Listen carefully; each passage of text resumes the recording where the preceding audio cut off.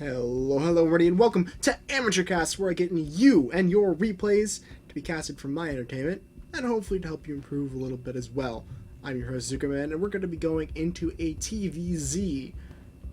Without further delay, I'm going to go ahead and introduce our players in the bottom, probably close to the 3-4 o'clock position. We have Emians, Halcyon. I am not really sure how to pronounce that, but I'm just going to try.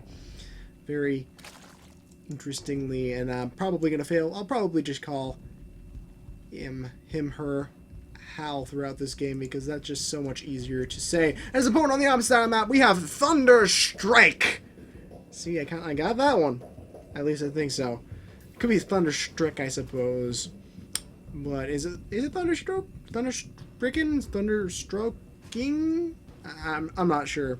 I'm not the best on my whole grammar aspect of things, but he is going to be our blue Terran player, and of course is going to be our opponent, who we're probably going to call Thunder throughout this replay, simply for the sake of being fair, shortening both names instead of just one. So, what's going on in the TVZ matchup right now? Well, TVZ is a great matchup. It's actually one of my more favorited matchups to cast, although I struggle myself in playing it because banglings are just so strong against bio.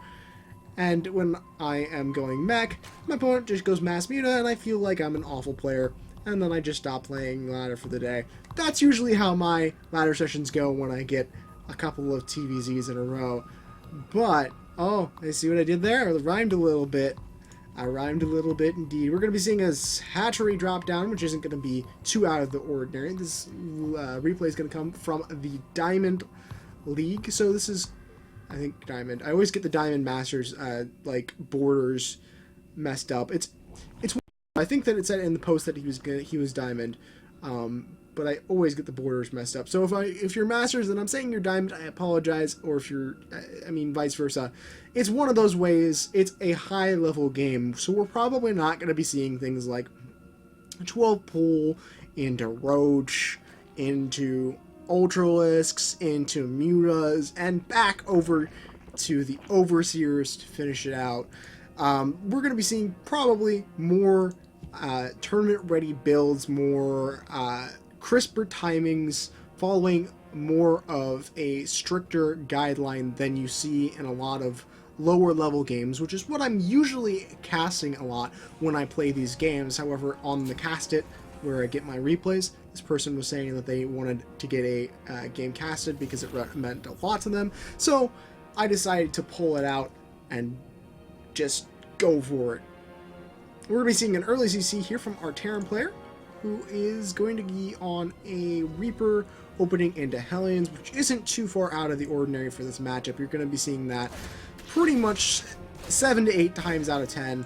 Hellions are just going to be so good, and that Reaper getting early scouting out, killing a couple Lings, forcing your opponent to build a couple extra units to be able to deal with it, and basically just be kind of annoying. That's what the Reaper's meant to do.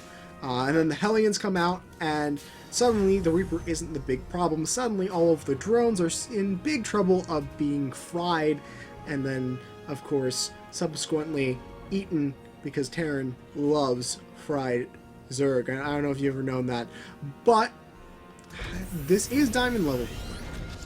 And knowing that it's Diamond level play, normally you're going to expect to see the Hellions coming out. So I'm kind of interested to see if our Zerg is going to preemptively prepare for that, or if he's just going to kind of wait to see what our Terran player is doing. With that early CC, there isn't a whole lot of things that he could be going into right now. I suppose he could be dropping down a couple of extra barracks and going for some sort of push timing attack, but normally you wouldn't take the natural expansion, or not as early as he had if that was the case. There are a couple of Reapers here being annoying, poking in, killing a couple of Lings, and poking out. They're not really going to be able to do too much damage, and our Zerg player is happily dropping down his Roach Warren and droning up. He knows that the Hellions are most likely on their way, and I believe he may have scouted that too. Let's take a look. No, he has not scouted it, so he kind of is expecting that this is what's going to be coming out. because you're going to be seeing it quite a lot in this matchup in general. Reapers getting up in the main base, they're going to be able to scout out a little bit. Drones are going to be pulled to help take care of those. One Raven will go down, excuse me, Reaper will go down. The other one is going to take a couple of pot shots from the drones and then fly around and just be the annoying little thing that it is. Meanwhile, back at our base of our Terran player, we do have the mule coming down. We're going to get this base saturated, which means that income is going to be vastly superior. He has a third CC as well, which may or may not be used as an additional base. We'll have to keep an eye on that. Roaches are popping out right now for our Zerg player, which means that he could push out in a little bit here and see if he wants to do damage. This could also help him to secure and defend his third base as he goes for that third base.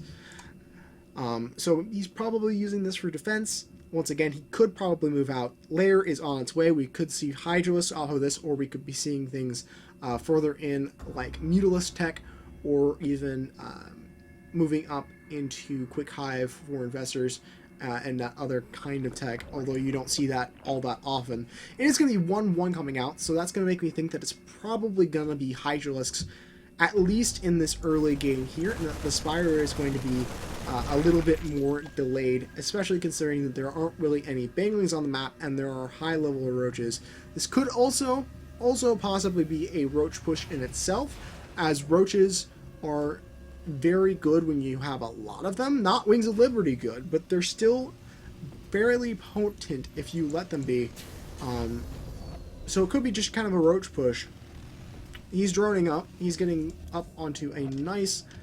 oh, that's right. I can't use that on this overlay. Oh, workers, right here. 43, and it's against 42 right now. And droning up will help that to stay somewhat stable with that third base on the way. Probably going to see a huge round of drones sent over there in the near future. We do have that pre-numerized carapace, which is going to help with the drop. I believe that's... no, that's speed. Pre-numerized carapace is speed. Ventral Sacs is the other one, which is used for drop play, but that is not prevalent here. We're going to be also seeing roach speed, and both players are kind of just going to upgrade up. Of course, as soon as I say that, Thunder is deciding to move on out with his units. He does have one medevac here, a couple of Widow Mines in the front, a couple of Hellions. Not looking all that shabby. There are quite a few roaches here, so as long as he doesn't commit too much into this fight, he's definitely not looking to be in a bad position. When he pushes up, he needs to push up and instantly recognize that he needs to back up, with more roaches coming in at this moment. Hydralisk Den is just finishing up, which means that we're probably going to see Hydralisk added onto this, as I mentioned earlier.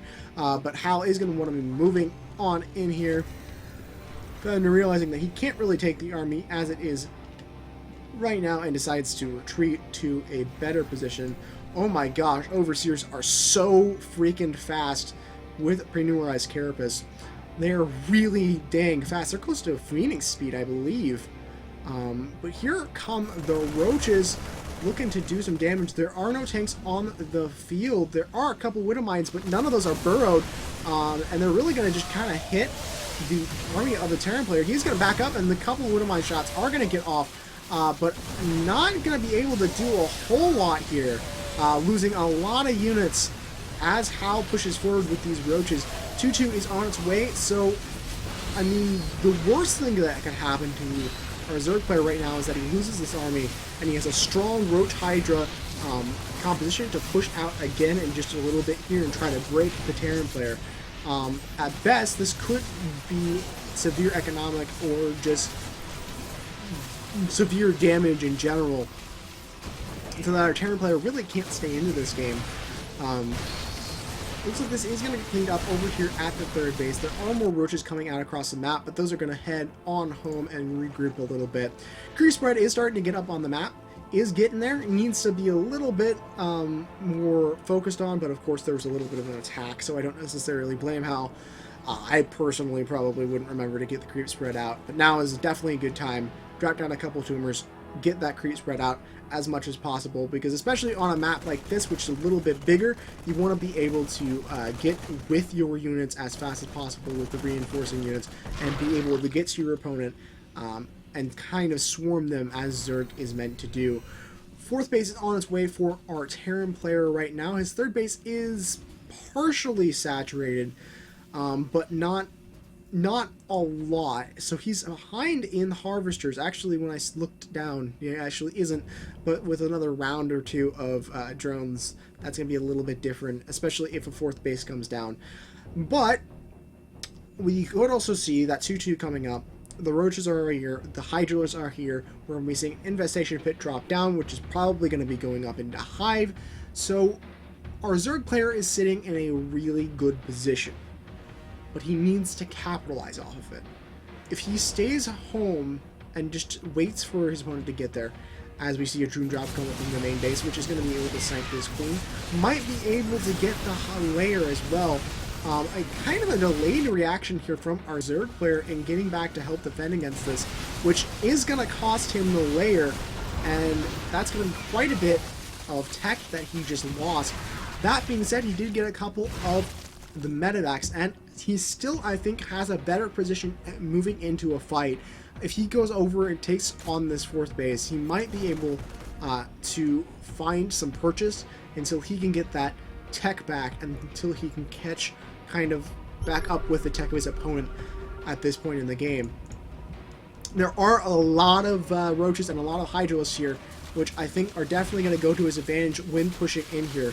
Terran player is going to try to defend this fourth base, but he really kind of just needs to let it die, because if he fights this, he's just going to end up losing more units. Right now, he needs to fall back, let the Zerg have the fourth base, and get units up, especially tanks, because tanks are going to be able to help out quite a bit in making sure that this army doesn't gain the purchase that it needs in order to win fights. But as it is, Thunder's not looking all that good. He has a Zerg army coming up into his natural expansion. The third base and the fourth base are both in danger at this point. Yeah, he might defend this, but he's down in harvesters at this point. And our Zerg player could very comfortably go up onto a fourth base, very comfortably go up onto a fifth base at this point, and then just build units and throw them at him. And he can't really react as well because his income is severely stunted, to say the least. Yeah, he's a little bit ahead, but that's only because of muling power. If he didn't have those mules, he wouldn't be as far ahead as he is. 3-3 is on its way from our Terran player right now. Hal's not going to decide to go over to the third base, but I don't think he absolutely really needs to. He can kind of just push up into this natural expansion, saying you were outplayed the entire game, and that's actually nothing close to the truth. I think that Hal very much held his own, doing this kind of three-base Roach Hydra push in, and I think it worked out pretty well for him. He was able to snag the game off of it. Alright guys, now is the time as always that we take a look at what each of these players could have done better, so that they and you can learn a bit for next time.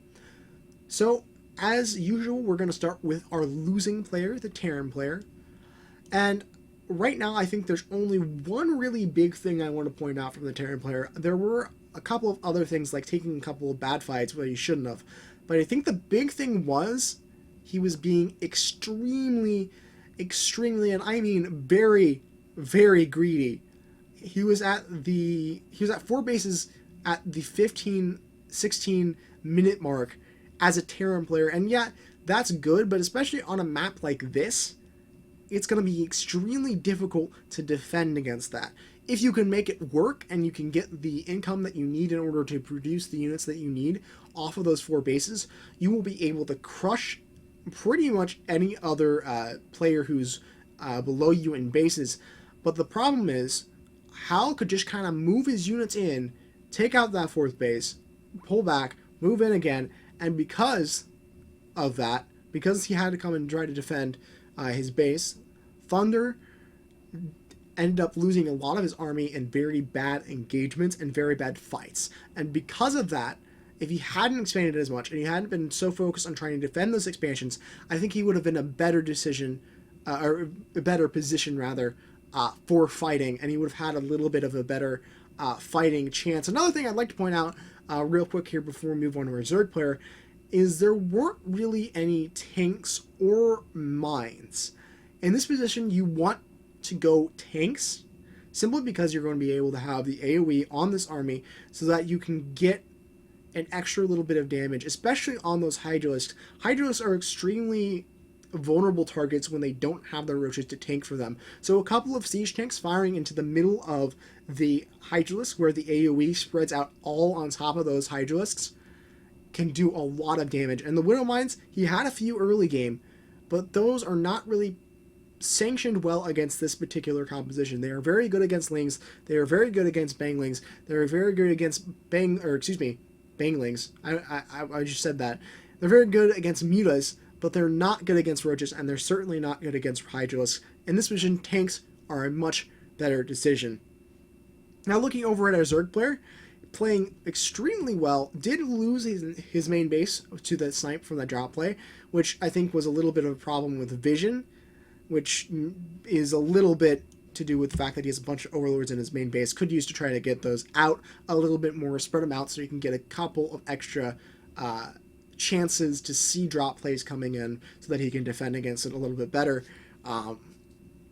But that is the big thing. I also want to mention that behind this attack, I think it might have been an all-in sort of sense. If that's the case, then I'm probably extremely wrong with saying this. But I would have liked to see a fourth base drop down as our Zerg player was moving over towards the fourth base of Thunder. This is something that I've argued with many times in the past, and I know that Day 9 has said it as well. You always want to try to expand behind your attacking, because if you expand and attack, assuming that you can get, in this situation, especially in this situation, we're going to use this as an example, he's going to be able to get this fourth base. At the very least, he's going to force a fight that's in his favor, especially as he's coming up this ramp. The Terran army has to be over here if it's not already positioned in this area, like here, to try to defend this base. Because the army was positioned over in this area, they have to go up this ramp and then go over this way, towards this ramp over here. And because this ramp is a lot wider going up, and the army is going to be spread out right around here, this means that the Roaches and the Hydralisks will be able to get in this area, and they'll start to make a little bit of a concave with these units. And when that happens, the Terran player is taking an extremely unfavorable situation because you do not want the DPS to be in the favor of the Zerg, especially considering that there were a couple of barracks here, if I remember correctly, that were also blocking the Terran army from being able to concave out. Because if the Terran army could concave out this way, and the Zerg army concaved out that way, then both of them are taking about an equal fight, if that makes sense. A little bit of rambling on that fact, but definitely watching the engagements from both players, getting a little bit more vision, and Terran player, don't be greedy, and Zerg player, you can probably afford to be a bit more greedy. Remember, expanding behind your attacking is always a really good thing. Yeah. So, that will be it for this one, guys. Before I go, real few quick announcements. If you like this cast, please comment, like, subscribe, and share. If you'd like to get your game casted by me, you can send a replay on over to ZookaMan900@gmail.com. Or if you just like to get a replay casted and don't mind if it's me, check out the subreddit Casted. And it's a good place to go. I've had this spiel quite a bit for a couple weeks now, or a couple of casts now. So you guys got the drill. Just go check it out. It's a good place to be if you're wanting to get better at the game and find a very good community. One last thing here before I go. My weekly show, Newbie Night, has come back, and it is starting up every Sunday now at 8 Central Start Time. So if you're wanting to come in and play games against other amateurs, or watch and learn how to play a little bit better, or see more of my casting in a live environment as opposed to when I'm just recording, you can go check that out. I will have a link to my stream in the description below, and it will be over there Sunday nights at 8 Central Start Time. Besides that, just keep your eyes out for more replays and games and casts and all that fun stuff. I have a plan to get some additional content that's not necessarily StarCraft related. I have a Final Fantasy VII stream that I had the other day that I'm probably going to put the VOD onto YouTube as well. So keep an eye out for that. Lots of content, I hope, is coming. And I'll try not to disappear for month on end again this time, guys. I really hope I don't do that. Okay. All right, let's get this over with.